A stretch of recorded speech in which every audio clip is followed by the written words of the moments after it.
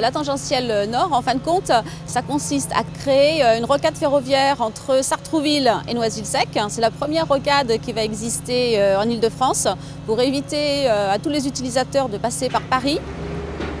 La première phase, donc, c'est entre Épinay-sur-Seine et Le Bourget. Ça fait à peu près 11 km et on va construire 2 voies nouvelles complètement dédiées au train de la tangentielle nord. Nous créons une ligne de tram-train pour les voyageurs, contiguë à une ligne de fret ferroviaire existante. C'est la raison pour laquelle, sur tout le linéaire, nous élargissons la plateforme et donc il en découle des travaux importants de terrassement et d'ouvrages d'art. Ce pont, dit des 3 communes, est un pont quasiment centenaire, en plein site urbain, en plein centre-ville, face à la gare SNCF RER d'Épinay-Villetaneuse. Donc sous ce pont doivent passer à terme 4 voies ferroviaires et des quais pour la tangentielle nord. Le pont existant, de par sa structure et sa portée, ne permet pas de passer toutes ces voies. Nous devons donc l'élargir. Nous déposons le pont existant, nous le remplaçons par un pont neuf qui a une portée de 25 mètres.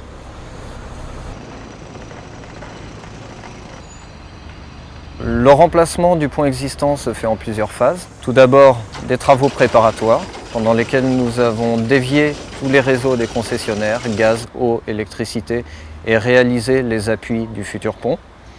Notre objectif principal est de gêner le moins possible les circulations ferroviaires d'une part et routières d'autre part. C'est pourquoi nous réalisons le gros de l'opération le temps d'un week-end. Comme ce week-end du 8 mai, il y a moins de circulation pour poser le pont après avoir déposé l'ancien. Nous devons, pendant toutes les phases du chantier, nous assurer de limiter la gêne des riverains.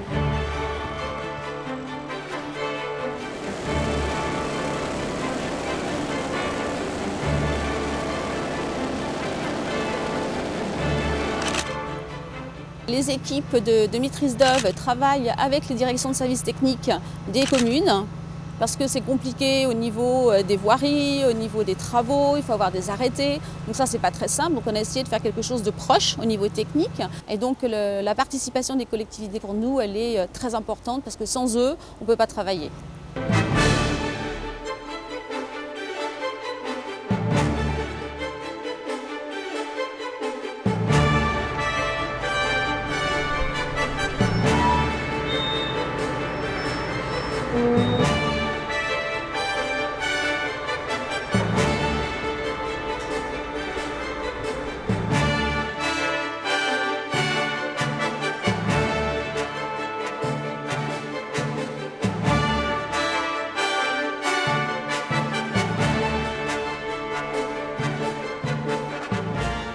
Maintenant, les riverains vont enfin pouvoir être soulagés parce qu'on va avoir une nouvelle route plus large, plus agréable et la circulation va être beaucoup plus fluide.